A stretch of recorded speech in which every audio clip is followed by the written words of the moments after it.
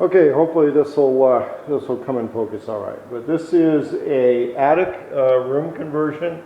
I think it's destined to become a studio, and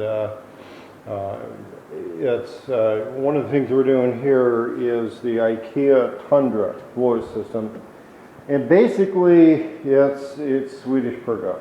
Okay.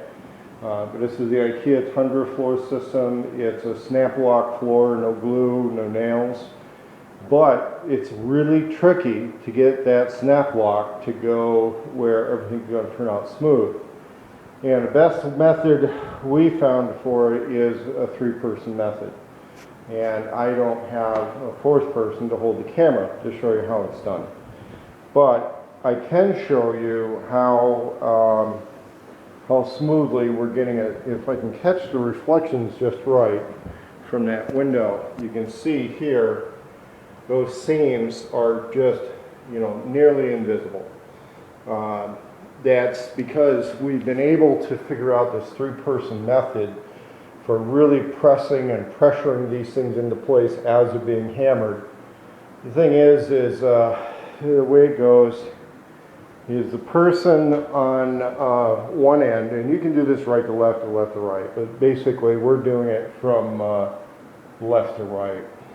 And the person on the far left end, their main job is to eyeball the connection and to eyeball this little lip right here and just have their hand on there to guide it in place.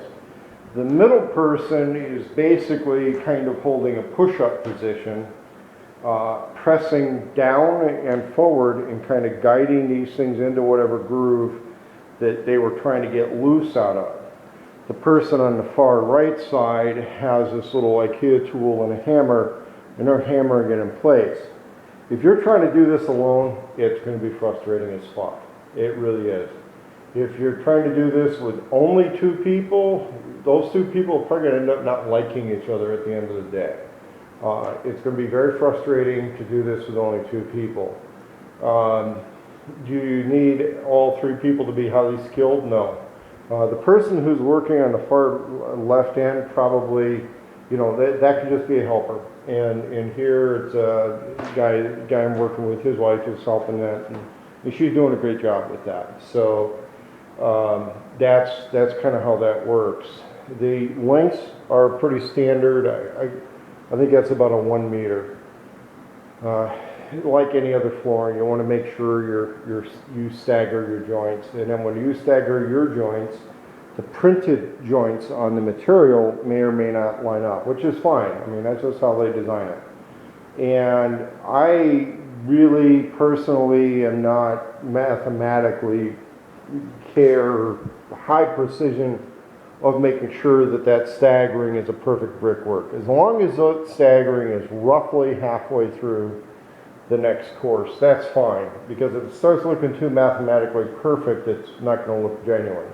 And you can see how when this is freshly put in, it does look like decent flooring. So it's labor intensive to snap these into place, and then it gets labor intensive to trim them.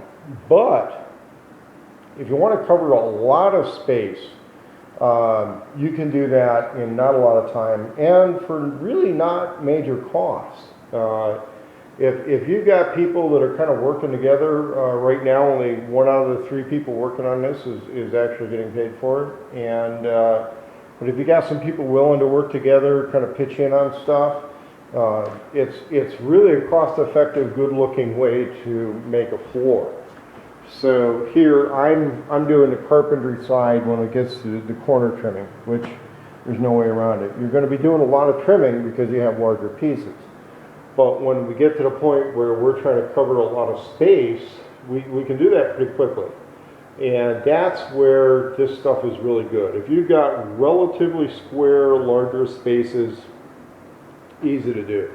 One of the things we figured out was when this attic was enclosed, when it was started to be finished in at some point in the past, this wall was kind of built in. It's a divider wall, it's not a load-bearing wall, not a high precision wall, so it bows in quite a bit. If you know for certain that you have a wall, which is a really irregular wall, you want that to be your end pieces, okay? All that jaggedy end stuff, that all gets covered up by the trim, and you're fine with that. If I had a lot of bow in the wall where my long pieces go, I'm going to be having a nightmare, okay? If the deflection on that wall is less than, let's say, the thickness of my trim, I'm not going to sweat it very hard. And we get these little spacer things that come with the Ikea stuff. Now the Home Depot version doesn't come with those.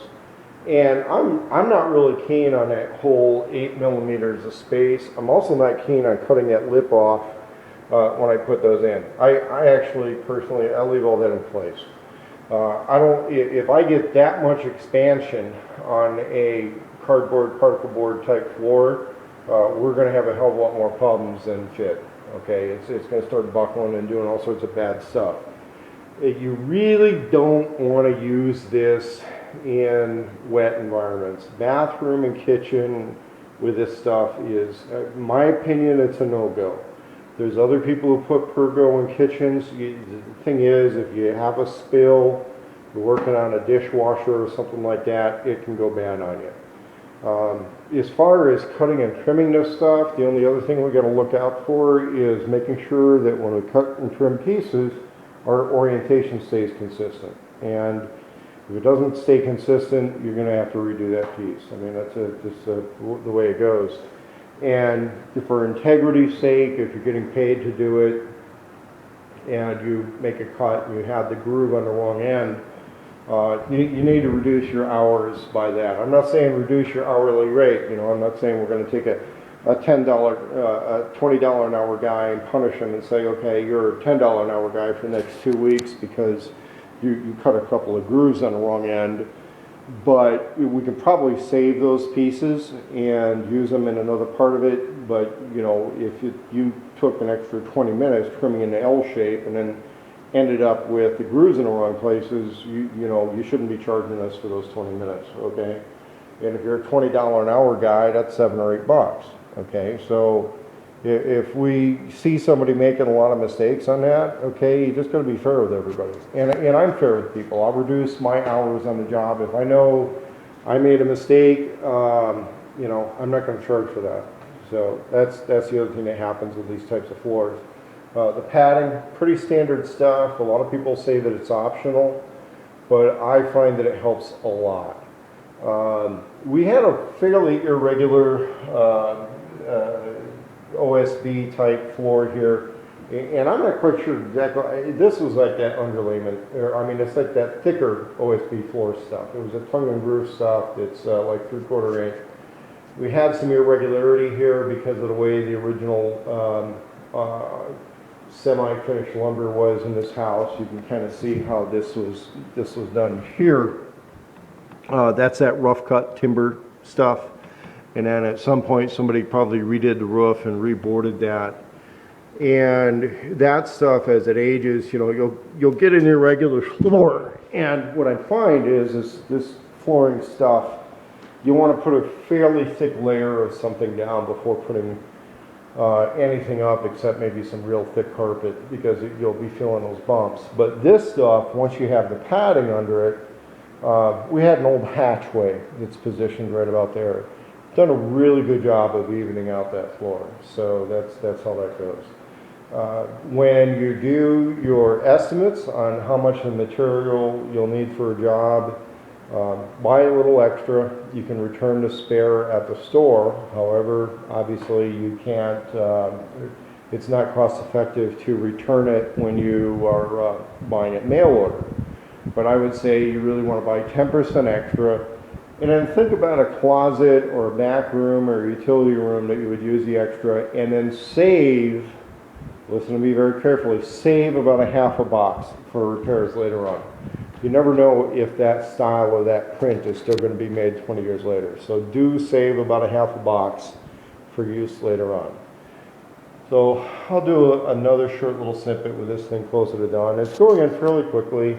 There was a lot of prep before I showed up. So I would say this is one long day project for 3 people. I'm kind of working hard on this one, but the other people can take breaks while I'm trimming the pieces that will go with all the extra fitting.